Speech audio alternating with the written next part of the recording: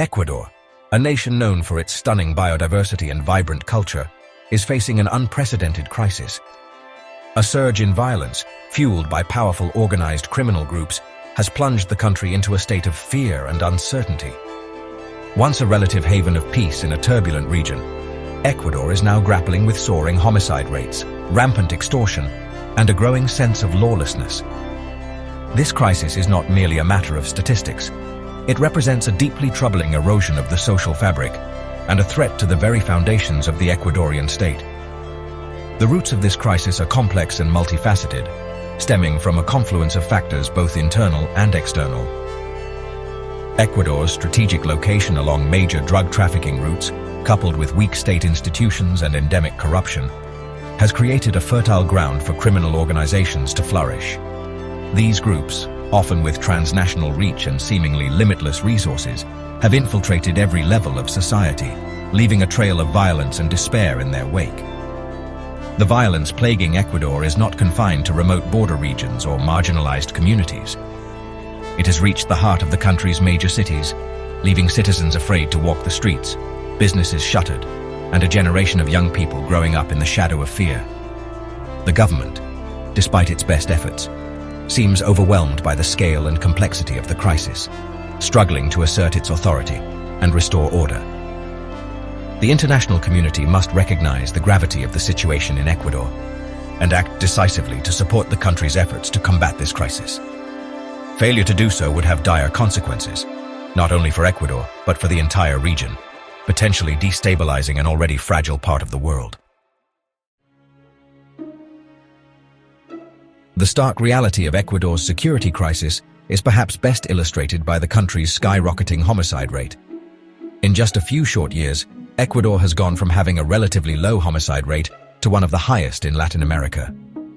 In 2018, the country recorded a rate of 6 homicides per 100,000 inhabitants, a figure broadly in line with regional averages. By 2023, however, that number had surged to a staggering 47 per 100,000, an almost 8-fold increase in just 5 years. While the homicide rate saw a slight decrease in 2024, dropping to 25 per 100,000 inhabitants, the overall trend remains deeply concerning. The 2024 figure, while lower than the previous year's peak, still represents a significant increase compared to historical levels and underscores the severity of the ongoing crisis. The violence is concentrated in specific provinces, particularly those along the coast and those bordering Colombia. Behind these statistics lie countless individual tragedies, each representing a life cut short, a family torn apart, and a community left reeling. The violence has become increasingly brazen and indiscriminate, with victims often caught in the crossfire of gang warfare or targeted in brutal acts of revenge. The widespread use of firearms, including high-caliber weapons, has further exacerbated the lethality of the violence. The surge in homicides has had a chilling effect on Ecuadorian society, fostering a climate of fear and impunity. Citizens are afraid to report crimes, fearing reprisals from powerful criminal groups. Witnesses are often reluctant to come forward, hindering investigations and allowing perpetrators to act with impunity. This cycle of violence and silence only serves to perpetuate the crisis, making it increasingly difficult to break. Beyond the grim statistics of homicide rates lies another tragic consequence of Ecuador's escalating violence: the displacement of thousands of its own citizens. As the grip of organized crime tightens, a growing number of Ecuadorians are being forced to flee their homes, seeking refuge from the violence that has engulfed their communities. This internal displacement, often invisible and overlooked, represents a humanitarian crisis unfolding within a larger security crisis. By the end of 2024, over 80,000 Ecuadorians were internally displaced, their lives upended by the relentless violence plaguing their country. These individuals, often women and children, are fleeing for their lives, leaving behind their homes, livelihoods, and support networks. They are escaping direct threats from criminal groups, extortion, forced recruitment, and the constant fear of being caught in the crossfire. The provinces most affected by internal displacement are Esmeraldas, Manabí, El Oro, and Guayas, areas grappling with high levels of gang activity and drug trafficking. The displaced often seek refuge in informal settlements, overcrowded and lacking basic services like clean water, sanitation, and healthcare. They face precarious living conditions, vulnerability to disease outbreaks, and limited access to education and employment opportunities. The plight of Ecuador's internally displaced population often goes unnoticed amidst the larger narrative of the country's security crisis. However, their stories are a stark reminder of the devastating human toll of this violence. These are families torn apart, children robbed of their childhoods, and communities shattered by fear and uncertainty. Addressing their needs and providing them with the support they need to rebuild their lives is not merely a humanitarian imperative. It is a crucial step towards healing the wounds of this crisis and building a more peaceful and just Ecuador. At the heart of Ecuador's security crisis lies the insidious influence of organized crime, fueled by the illicit drug trade. Ecuador's unfortunate geography, sandwiched between Colombia and Peru, the world's two largest cocaine producers, has turned the country into a key transit point for drug trafficking routes to the United States and Europe. This strategic location, coupled with weak state institutions and porous borders, has created a perfect storm for criminal organizations to flourish. These groups, with their vast resources and transnational reach, have infiltrated Ecuadorian society, corrupting officials, intimidating communities, and leaving a trail of violence in their wake. They operate with impunity, their tentacles reaching into every facet of life, from local politics to the judicial system.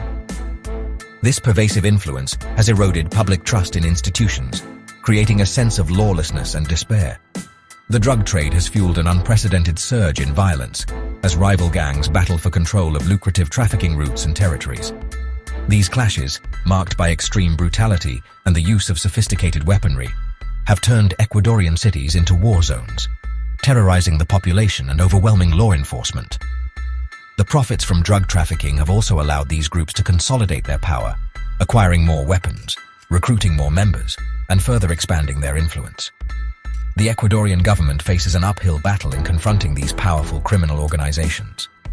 The country's security forces, often outgunned and outmaneuvered, are struggling to contain the violence. Moreover, endemic corruption within state institutions has hampered efforts to dismantle these criminal networks, with some officials complicit in their activities.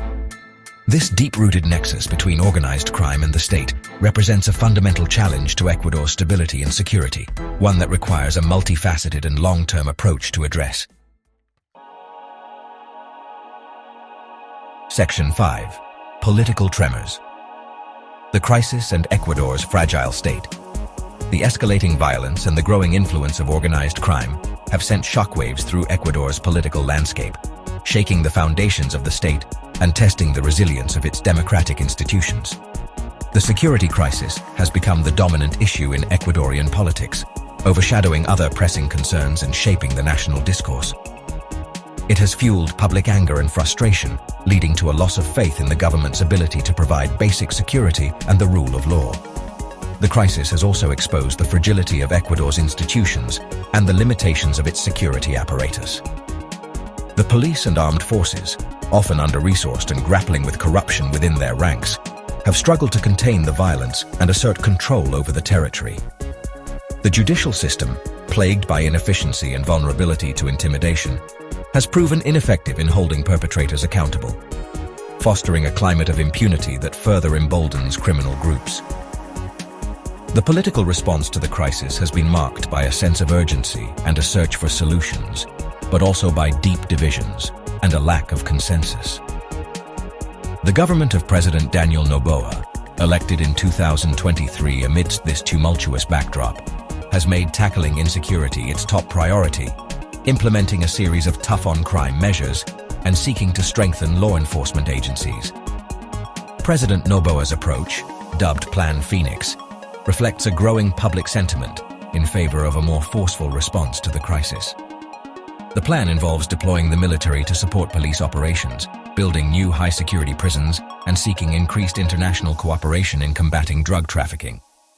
While these measures are seen by some as necessary steps to restore order, critics argue they risk further militarizing the country and could lead to human rights abuses. Section 6. Fighting fire with. The government's response to the crisis.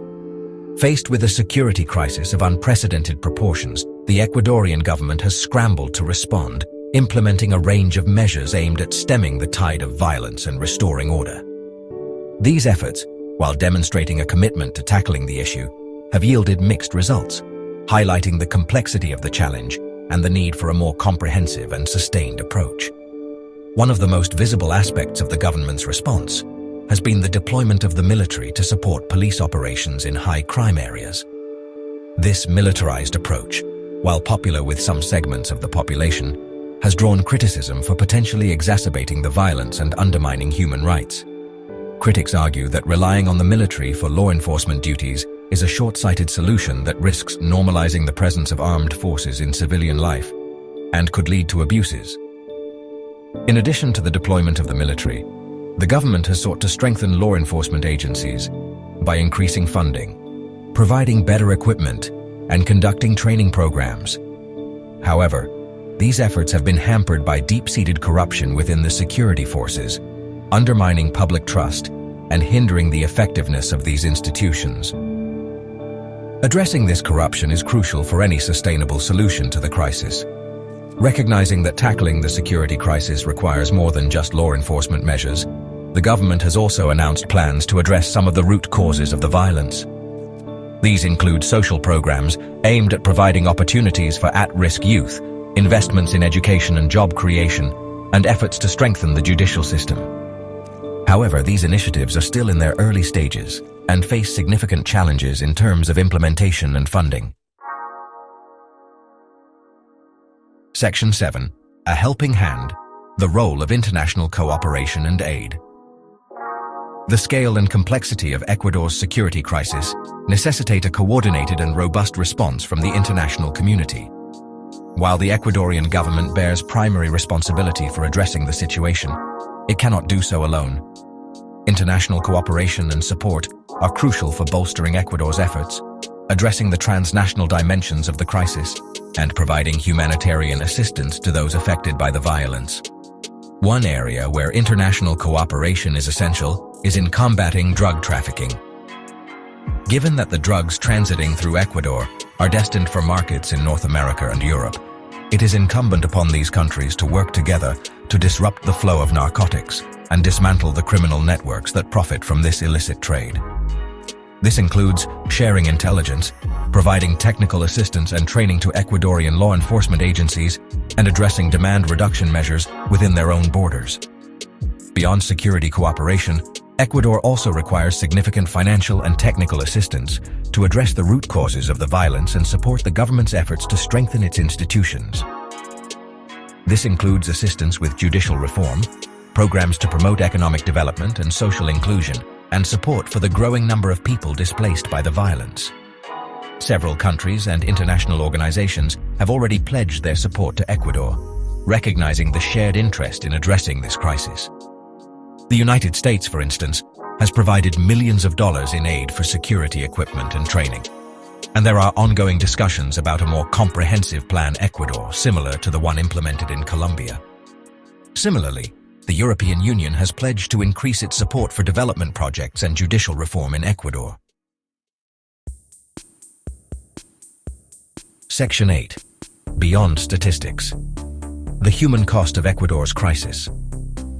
While the statistics of Ecuador's security crisis are alarming, they only tell part of the story. Behind the numbers lie countless individual tragedies, representing the human cost of this escalating violence. The fear, the uncertainty, the loss of loved ones, the shattered dreams. These are the invisible scars that run deep within Ecuadorian society. The violence has had a profound impact on the daily lives of ordinary Ecuadorians. The fear of being caught in the crossfire has led to a sense of confinement, with people afraid to venture out of their homes, especially at night. Businesses have closed, schools have been disrupted, and public spaces once filled with life and laughter now stand empty, haunted by the specter of violence. The crisis has also taken a heavy toll on the most vulnerable segments of society, particularly children and women. Children growing up surrounded by violence are at increased risk of trauma, recruitment into criminal gangs, and exploitation. Women, often facing the brunt of domestic violence exacerbated by the overall climate of insecurity, are particularly vulnerable. The trauma inflicted by this violence will have long-lasting consequences for Ecuadorian society. Addressing the psychological and emotional needs of those affected by the crisis is crucial for healing the wounds of this conflict and building a more resilient and peaceful future. This requires a concerted effort to provide mental health services, support for victims of violence, and programs aimed at fostering reconciliation and social cohesion. Section 9. A path forward towards a safer and more secure Ecuador. The path towards a safer and more secure Ecuador is fraught with challenges, yet it is a journey that must be undertaken with unwavering resolve. Addressing this complex crisis requires a multifaceted, long-term approach that goes beyond simply strengthening law enforcement and confronting criminal groups. It demands tackling the root causes of violence, strengthening institutions, promoting social inclusion, and fostering a culture of peace and respect for human rights. First and foremost, Ecuador must address the endemic corruption that has permeated its institutions and fueled the growth of organized crime. This requires a comprehensive overhaul of the judicial system, strengthening law enforcement agencies, and fostering a culture of transparency and accountability at all levels of government. Second, Ecuador must invest in its people, particularly its youth, by providing them with opportunities for education, employment, and social mobility. This includes creating jobs, investing in education and vocational training, and implementing social programs that address inequality and provide alternatives to crime. Third, Ecuador's efforts must be supported by a robust and coordinated response from the international community. This includes providing financial and technical assistance, sharing intelligence, and working together to dismantle transnational criminal networks. It also requires addressing the demand for drugs in consumer countries, as this fuels the very trade that drives so much violence and instability in producer and transit countries like Ecuador. The road ahead for Ecuador is long and arduous. However, by addressing the root causes of violence, strengthening institutions, investing in its people, and working in concert with the international community, Ecuador can begin to heal the wounds of this crisis and build a more peaceful and prosperous future for all its citizens.